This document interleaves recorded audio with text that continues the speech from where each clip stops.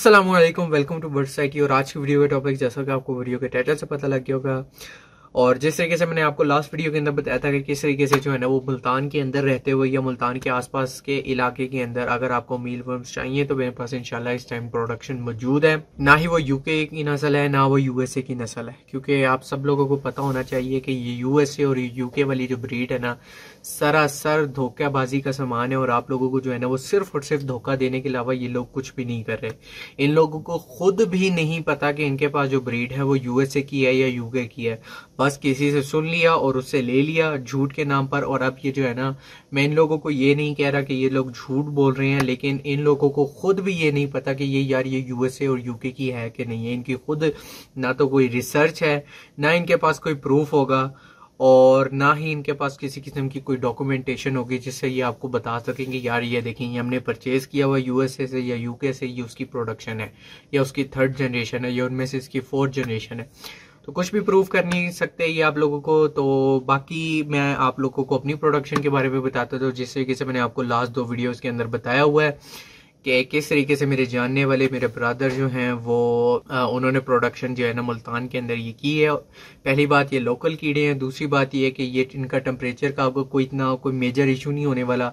दूसरी बात, ह्यूमिडिटी के हवाले से कोई आपको जो है ना वो तगोदो नहीं करने की जरूरत भी नहीं है। क्योंकि देखें, आपको मैं बहुत सिंपल सी बात बताता हूँ कि लोकल कीड़े हैं।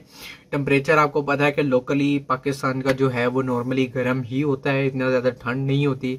तो इसी वजह से मैंने आप लोगों को बताया कि ये जो बेसिकली पंजाब और सिंध के इलाके हैं, इनके अंदर जितने भी लोग रहने वाले हैं, अगर आप प्रोडक्शन करना चाहते हैं तो आप बेसिकली कीड़े लोकल परचेज कर सकते हैं और आपके पास जो है ना वो किसी किस्म की टेंशन से आज़ाद जो है ना आप इंशाल्लाह प्रोडक्शन इसकी ले सकेंगे।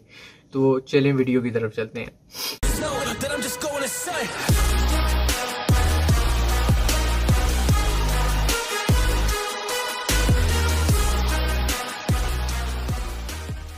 जेनेटिक्स के अंदर बेसिकली आप लोगों को ये चीज़ समझने की ज़रूरत है कि किस तरीके से आप लोगों ने अपने जानवरों के अंदर जो है वो इम्प्रूवमेंट लेके आनी है।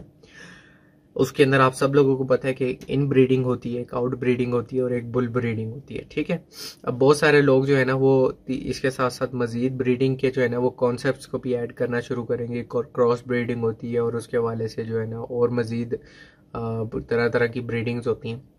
तो उस चीज़ को मैं बिल्कुल हरगिज़ नहीं इसके वीडियो के अंदर लूँगा, क्योंकि वो बेसिक जो कॉन्सेप्ट्स आप लेके आए हैं या तो वो बहुत लेटेस्ट हैं, उसके ऊपर जो है ना वो इतनी इनफ इंफॉर्मेशन मौजूद नहीं है, या फिर वो जो है ना वो सब कॉन्सेप्ट्स हैं। सब कॉन्सेप्ट्स का बेसिकली मतलब ये है कि एक बेसिक कॉन्सेप्ट है और उसकी ब्रांचेस है।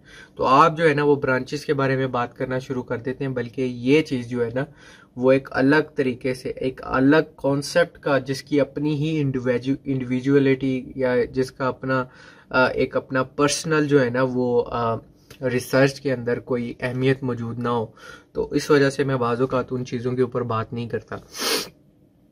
तो इंशाल्लाह इन 3 चीज़ों के ऊपर बात करता हूँ और आप लोगों को बताता हूँ कि किस तरीके से इन 3 को इस्तेमाल करते हुए आप अपनी ब्रीड को इम्प्रूव कर सकते हैं। बेसिक इन ब्रीडिंग ये होती है कि जब आप जो है ना वो एक ही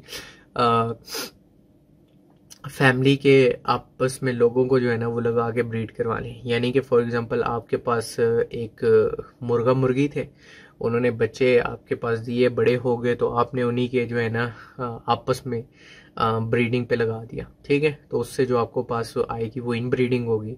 आउट ब्रीडिंग ये होती है कि आप जो है ना आपके पास मुर्गा मुर्गी थे, आपने मुर्गी किसी और जगह से उठाई, मुर्गा किसी और जगह से उठाया, तो ये आपके पास जोड़ा हो गया। अब इसके जो बच्चे आए उन बच्चों में से आपने फीमेल्स जो है ना वो रिप्लेस कर दी किसी और जगह से।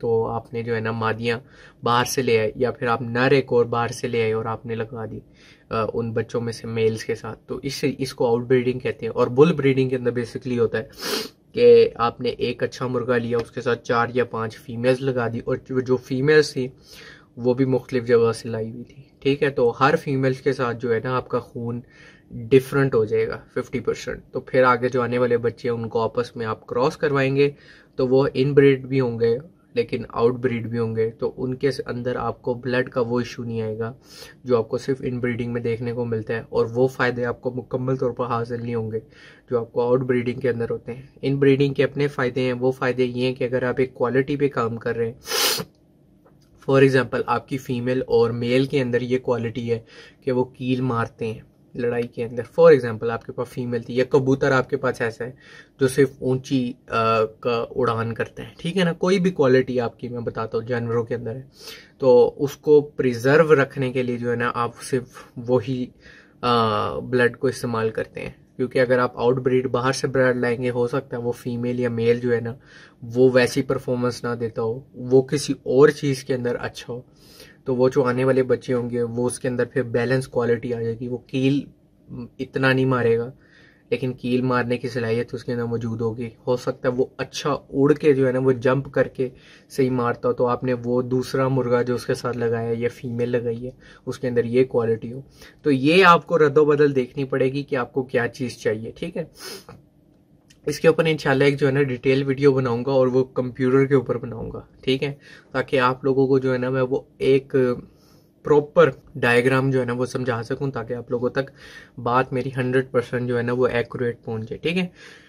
तो होपफुली उम्मीद करता हूं कि आप लोगों को मेरी बात की समझ आ गई होगी। इसी के साथ वीडियो का इख्तिताम हुआ चाहता है। अपनी दुआओं में ज़रूर याद रखिएगा। अल्लाह हाफिज़, फ़ी अमानिल्लाह।